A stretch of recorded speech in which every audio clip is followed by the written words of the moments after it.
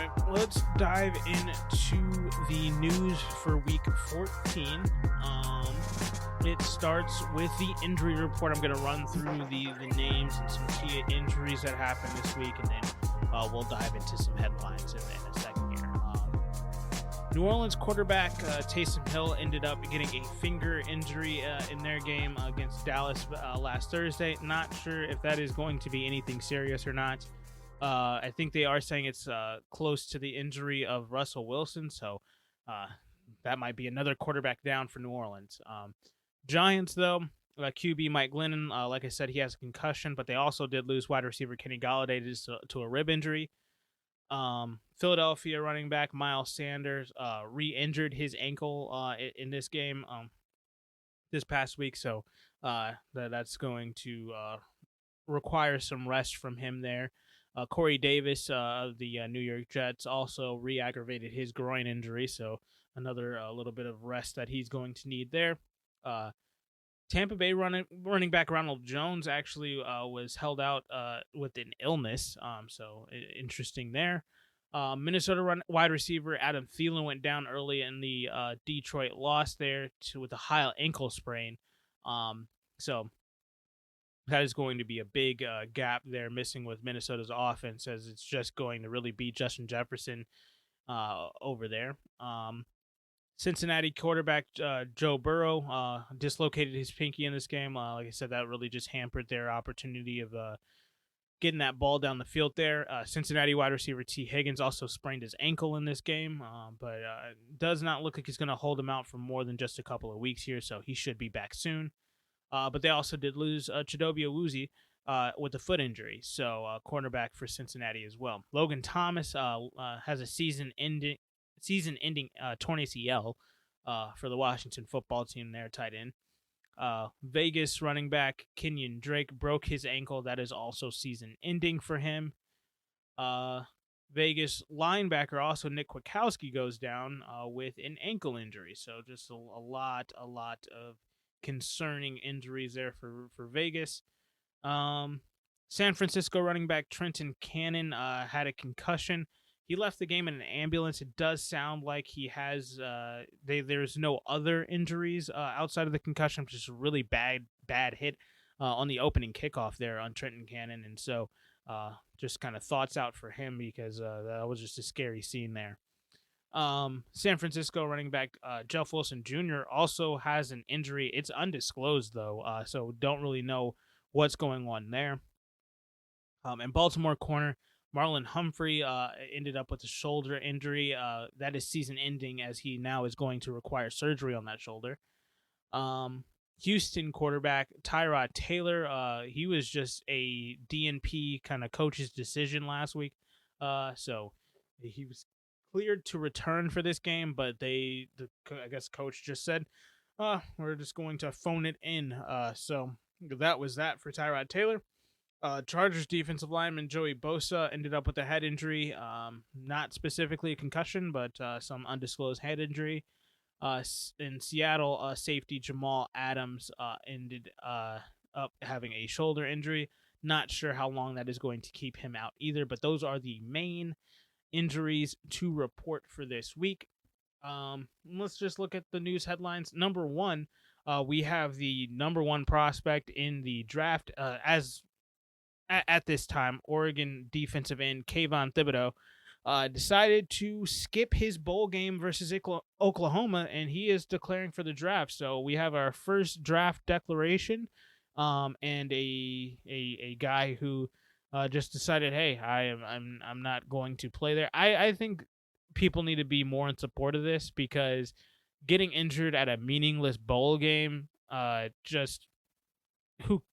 that if you're going to lose millions of dollars for getting injured at a bowl game, that's just rough. So might as well just kind of do the Christian McCaffrey and just say, hey, I'm skipping it, and we'll live to see another day. We'll live to see that big payday. So that's exactly what he's doing. And I think this is kind of a shot at the college football NCAA right now, because they really need to do something to incentivize a team like that to have their guys play in those games. Now, I'm not sure exactly where Oregon is ranked. Kind of think Michigan got shafted at 2, and I couldn't really get past that. I think Michigan should be number 1 in the country right now, but neither here nor there. Oregon, though, teams that are in the top 10 should have some incentive to try to play for something bigger, and I think that needs to be an expansion of the college football playoff. But I'm not going to bore you guys with that whole soliloquy I can get into on that. Just wanted to mention it. But that is one of the big headlines this week. We got our first big draft declaration for the 2022 draft, and we'll see how that pans out for Thibodeau there. So happy to hear he is going to be in the draft and he is going to play for it, and he's not going to risk playing right now. So that is that. There really wasn't too much big news. I know the whole Ben Roethlisberger stuff came out, but we've been on this show saying that he's been done and it needs to be done. But it has been confirmed that this is going to be Ben's last season in Pittsburgh. But I find it interesting that he did say Pittsburgh specifically and not just his last season in the NFL, because I don't see any team taking the risk of picking him up at this point, regardless of contract. He just does not have it anymore. I know they got that win last week, but that was more Baltimore bad play than Pittsburgh and Ben Roethlisberger looking really good.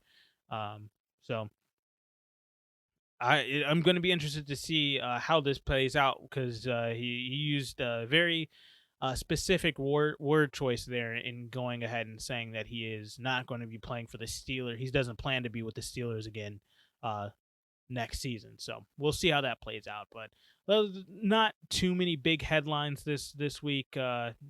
Nothing major is really happening right now, unless we're going to get a weird time of the season to fire a head coach. Might as well just wait until the end of the season at this point.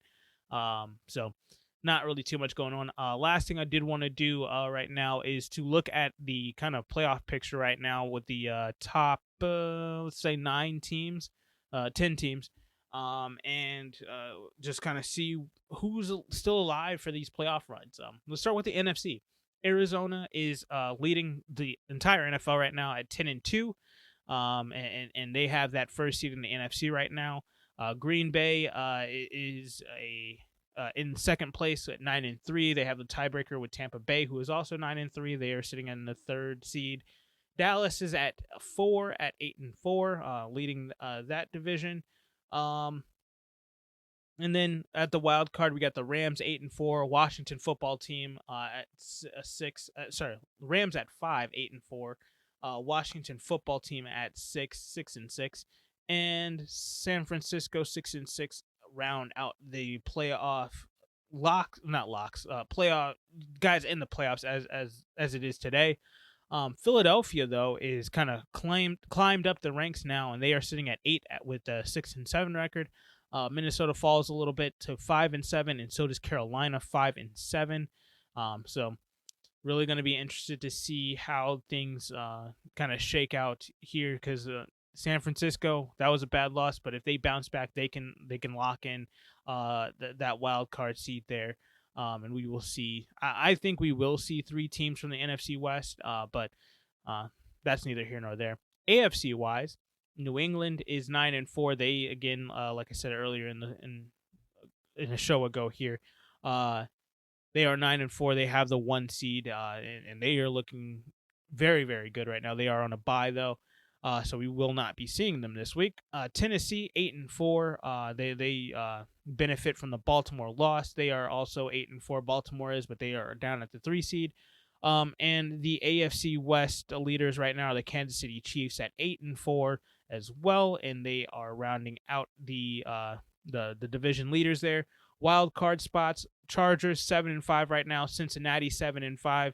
Tiebreaker obviously is a head-to-head matchup there, and Buffalo is at 7 right now at 7-5 as well. Pittsburgh is knocking on the door there though at 6-5-1. Indianapolis 7-6, and the Vegas Raiders are at 6-6.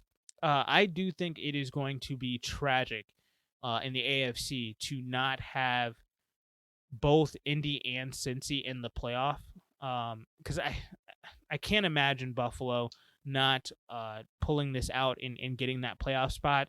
And the first team out after Buffalo would be Cincinnati. So that's just a tough thing to be watching, because both of these teams are really, really good. Cincinnati has been really good. They just had a really bad week.